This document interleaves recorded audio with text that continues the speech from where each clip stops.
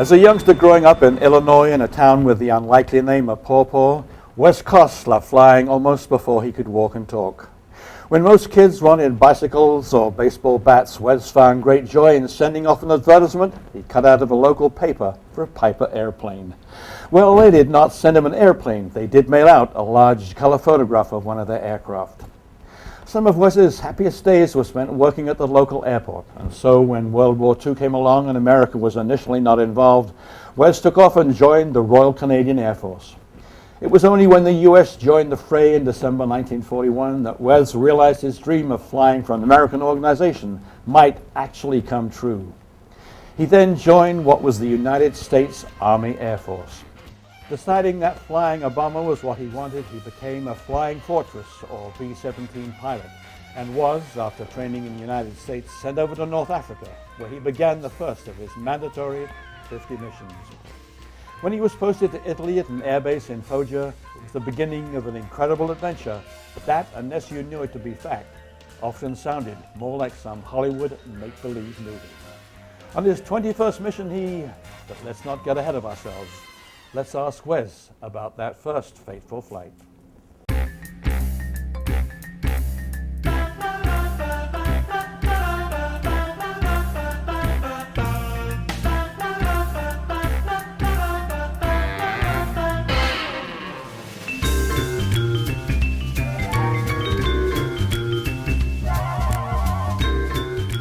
Today's Do You Know Where This is actually a really interesting bridge. And if you look at my expression on my face, you may wonder why I'm so frightened. Well, when you know where the bridge is and what it is, you too would probably be frightened. I'll give you a clue. It's somewhere north of the border, and the question is, do you know where this is? Answer coming up at the end of the show.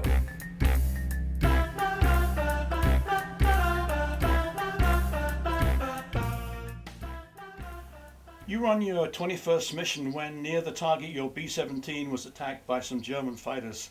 Tell us, Wes, what happened to your crew? On January 27th, 1944, my bomb group, the 99th, and we're based in Italy, Foggia, Italy, were assigned to attack the target in South France of Salon de Provence. That airfield was being used by the Germans to fortify and to help in the defense of the Anzio beachhead. It was a maximum effort, and we had 36 airplanes airborne for the flight. As we approached the target, after a long trip over water and crossing the coast of France in the area of Toulon, we encountered some flak, and then we approached our initial point, which is Aix-en-Provence, made our left turn over Aix. I was in the third element of the far left squadron, which means that I was in about the farthest away from the protection of the main part of the group and squadron. Isn't that what they call tail end Charlie? Well, I was next door to tail end Charlie. I had been tail end Charlie earlier, and somebody turned around and I moved up one. Okay. I wish I still was tail end Charlie. But anyway, we were the easiest to pick off, and the fighters came up. The first two were Me-109s. They came in at about 11 o'clock, which is just a little to the left of dead center on us.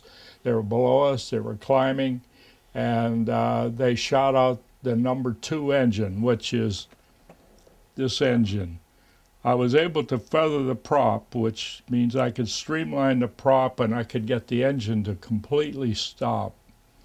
And we resumed our position in formation with the 3 engines, and about a minute later, 2 FW-190s, German fighters, came in from about the same direction but slightly lower, and I could see the guns blazing on the wingtips, and I could feel the airplane being hit. I hope your gunners were returning their fire, right? Yes, they were. Of course, the upper turret couldn't get a shot, but the other gunners were, especially those two in the nose, were shooting, and the ball turret. The noise must have been terrible. When the upper turret was fired, the noise was absolutely deafening. It really rang your bell. Anyway, these two FW-190s came in, and we knew we were hit hard. Now, the number one engine was hit, and it was so badly damaged that I couldn't feather the propeller. But it didn't catch fire. And not immediately, it just shook really bad. And the runaway propeller was a tremendous amount of drag, dragging us out of the formation, dragging us to the left, and also causing us to start to descend some to maintain control of the airplane. Wes, just so our viewers know, what does a runaway propeller mean? It's a tremendous amount of drag. It's Okay. like a barn door Wow. hanging out there on your left wing. And then it caught fire. And I was able to struggle back into formation once more, but we salvoed our bombs. Told the bombardier we're going to salvo, and I pulled the red handle to allow the bombs to fall away. And you did that because? I did that because I want to lighten the airplane by 6,000 pounds. We had 12 500-pound bombs on board, and this helped some, and I almost got back into formation before two ME-109s came in from the right below and shot up the underside of the right wing, causing me to lose the turbo supercharger on number 3 engine, and also start losing fuel from the left wing. I'm sorry, losing fuel from the right wing. It's probably my English sense of humor, but did you feel, hey guys, can't you leave us alone?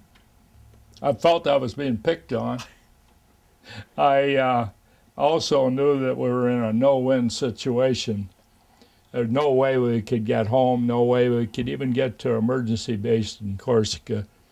So I decided that I needed to order the bailout, rang the bailout bell, and then said on the intercom, bail out, bail out, bail out.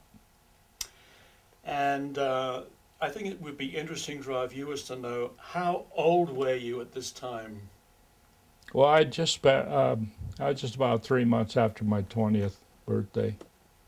I was a first lieutenant. And show our viewers where you jumped out of the aircraft. The three of us in the nose jumped out of this forward hatch here.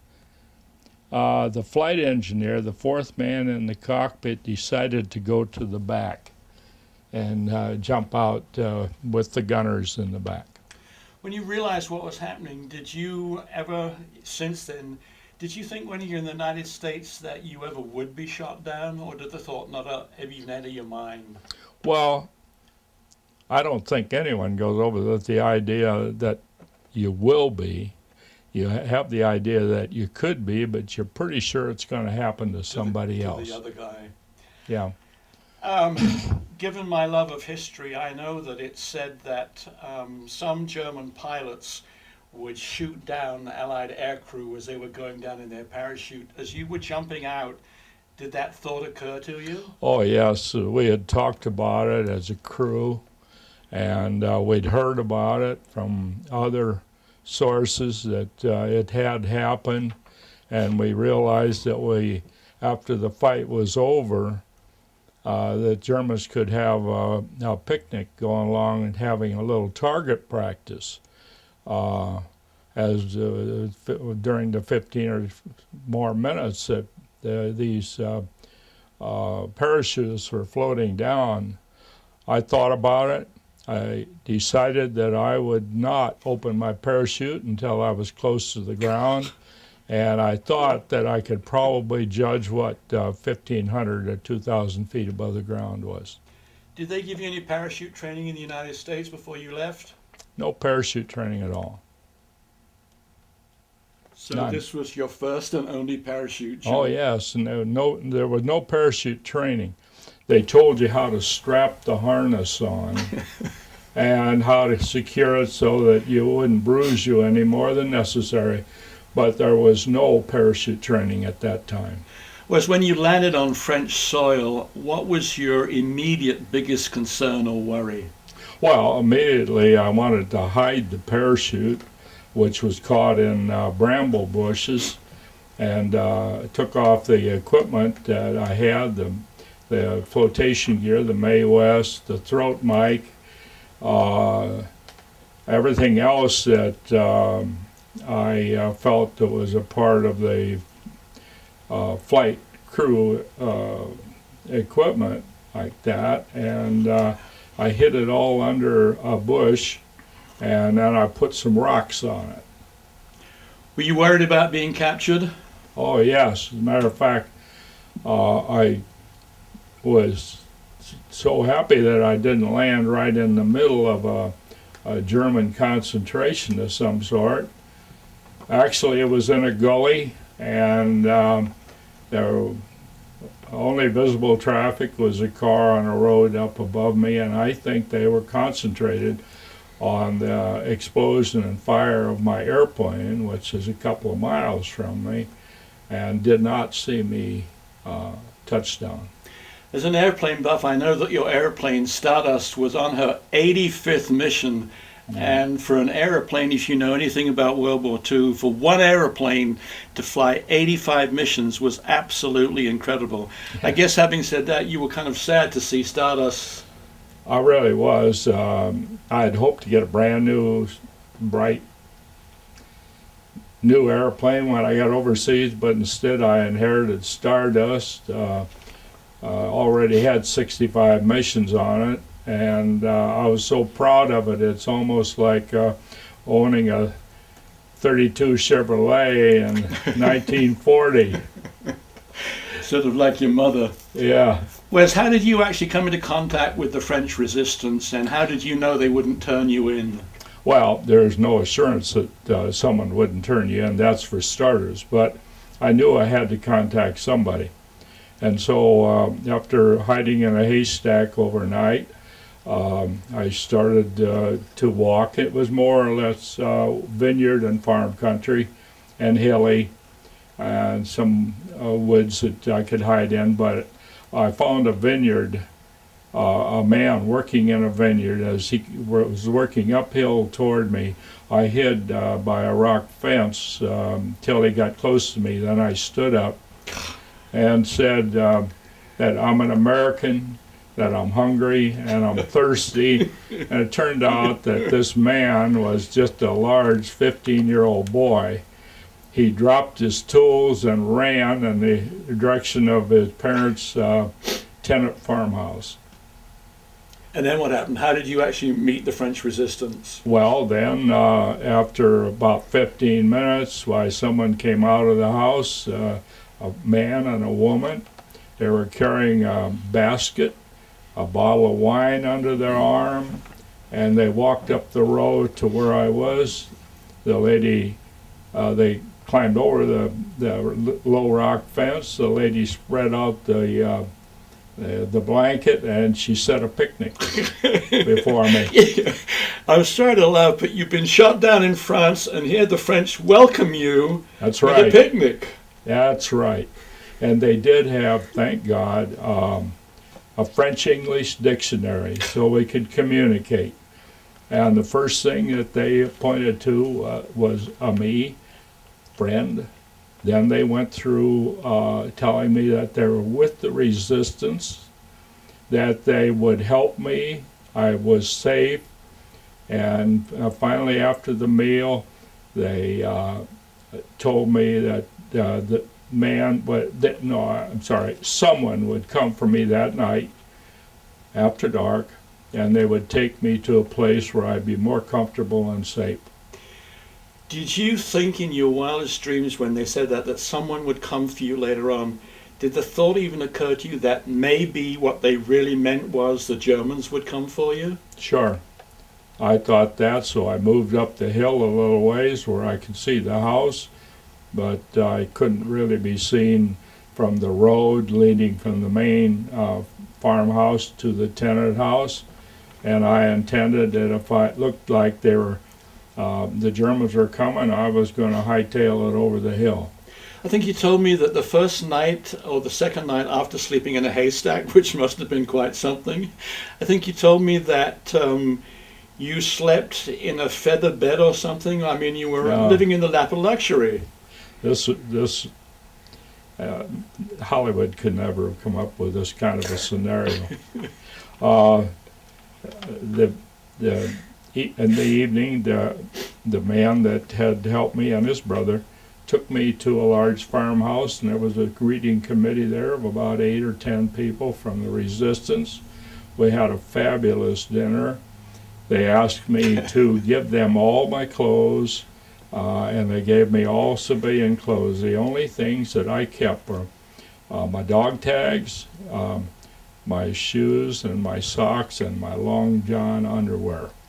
And everything else was given to them, and I was given civilian clothes in place of that. And you kept your dog tags because? I felt that I wanted some attachment still to the military. I felt that if they took my dog tags, I'd be, well, naked unto the world. What about the rest of your crew? Did you think about them? Did you wonder where they were, how many were killed or escaped or whatever at that point in your adventure? At the time I landed, I could only count 6 parachutes. And my being 7, I thought I'd lost 3. But I wasn't sure. They were a long distance away, and I thought maybe I miscounted and hoped that I did. But I did not think that everyone survived. And for people that don't know, looking at that bomber, how many crew people are there in a B-17? Well, including myself, there were 10. I know that you went through a whole series of extraordinary adventures, but one of the ones, and again, it's probably my sense of humor that really stands out, is I believe there was a point in your escape where you had to go to the bathroom. What exactly was that? Well, my left waist gunner, Joe Canane, and I were living with a family in Aix-en-Provence, and the lady was going to have some of her friends in. It was a ladies' party, and she wanted us out of there, obviously.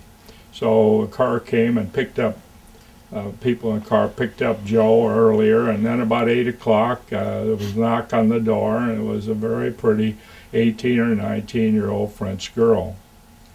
And even despite your predicament, you could still figure out she was a really pretty-looking lady. Yeah. I hadn't had much woman contact for 6 or 8 months, and it was really a relief to see somebody very pretty. And we walked across the city of Aix-en-Provence hand in hand like a couple of lovers. We were on our way to her grandfather and grandmother's house. Her grandfather was a high-ranking general in World War I, and we were to spend the day with them.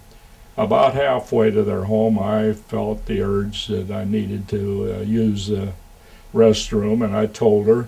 She spoke fair English, I would say high school graduate English, and she took me across the park to one of the open French urinals, said, "There it is, go."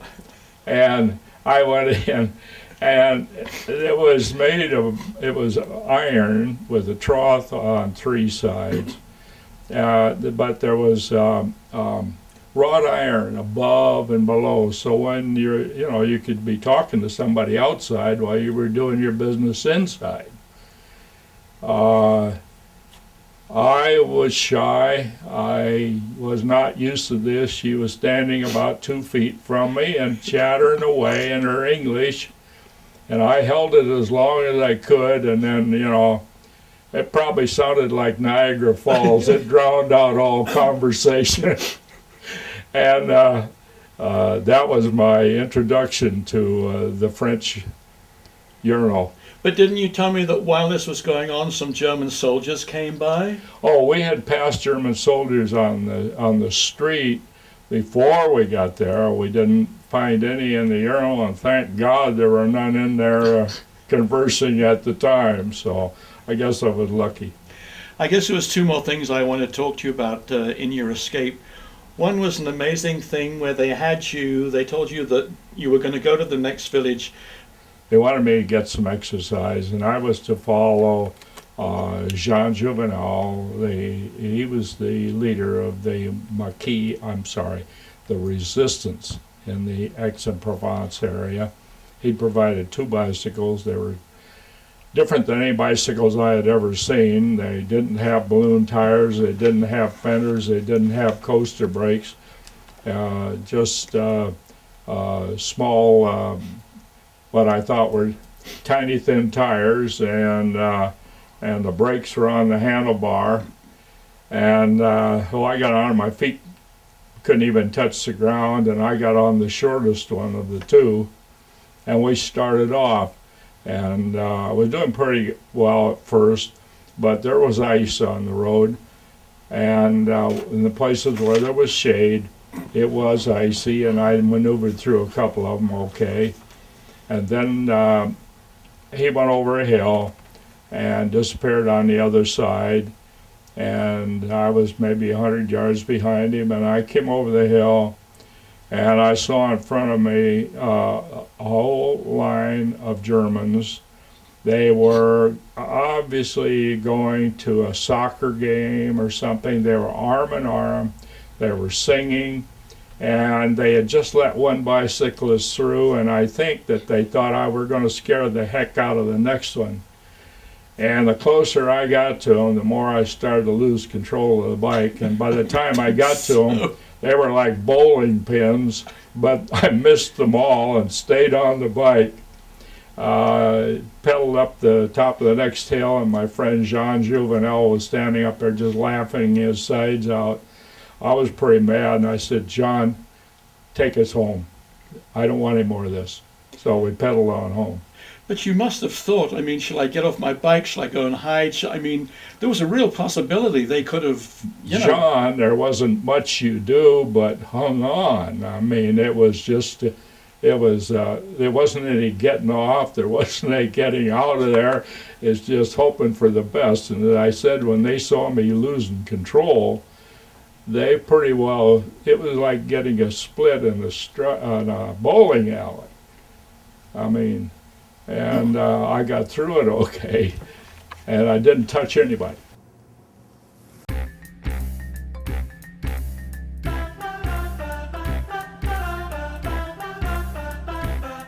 Okay, the answer to the question, do you know where this is? The answer happens to be it's the Capilano Bridge in Vancouver, Canada. It thrills over 8,000 tourists a year. It's only 10 minutes from downtown Vancouver. It is over 450 feet from one side to the other, and is 230 feet above the river. And yes, it is very, very scary. So did you know where it was?